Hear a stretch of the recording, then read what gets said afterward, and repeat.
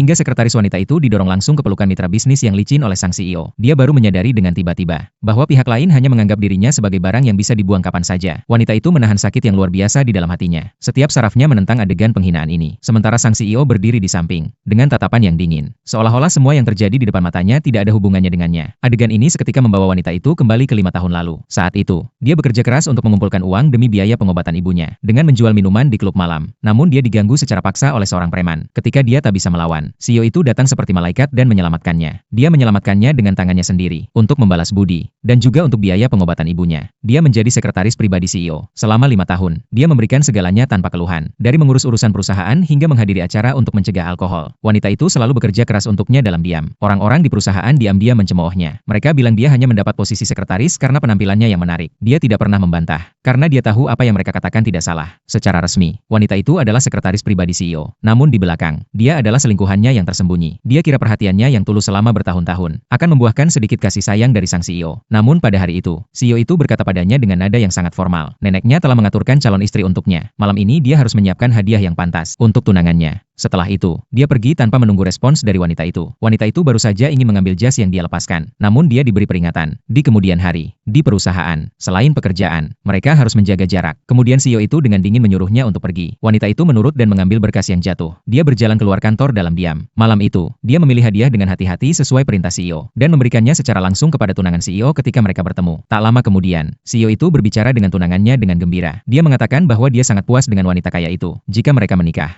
dia akan mengadakan pernikahan yang besar untuknya. Kata-kata itu membuat hati wanita itu benar-benar hancur. Malam itu, dia naik taksi seperti hantu yang hilang. Namun tiba-tiba dia menerima pesan teks dari CEO, meminta agar dia segera pergi ke villa di bukit. Mereka menghabiskan malam yang gila bersama lagi. Setelah itu, wanita itu berdiri dan bertanya kepada CEO tentang uang taksi $150 yang dia harus bayar malam itu. CEO itu menjawab dengan datar agar dia mengurusnya melalui bagian keuangan. Dia bilang itu adalah biaya hiburan seksual yang dipesan oleh CEO. Kata-kata itu hampir menghancurkan harga dirinya. Dia menahan amarah dalam hatinya. Dia tidak lagi menatapnya dan berbalik pergi. Keesokan harinya, tunangan CEO itu datang ke kantor membawa bubur untuknya. Dia dengan tajam memperhatikan ada bekas merah di leher wanita itu. Wanita itu buru-buru berbohong bahwa itu digigit nyamuk. Tunangan CEO itu tidak menyelidiki lebih lanjut, dan bahkan memberinya semangkuk bubur. Wanita itu sejak kecil tidak suka makan bubur, dan CEO itu juga tahu kebiasaannya. Namun dia memerintahkannya untuk meminumnya. Jika tidak, dia tidak akan memberi rasa hormat kepada calon istri CEO di masa depan. Wanita itu merasa sangat terhina di dalam hatinya. Namun dia tetap menahan rasa pahit dan meminum bubur itu. Dia menahan ketidaknyamanan di tenggorokannya. Lalu dia meninggalkan kantor. Dia kira pengorbanannya akan membawa uang untuk biaya pengobatan ibunya. Namun perkembangan keadaan jauh melebihi ekspektasinya. Pada suatu hari, CEO itu membawanya untuk berdiskusi dengan mitra bisnis. Dia mengenakan gaun seksi sesuai permintaan CEO. Namun dia tidak menyangka CEO itu tiba-tiba marah besar. Dia merobek kerah gaunnya dengan kasar dan memarahinya karena dianggap tidak tahu malu.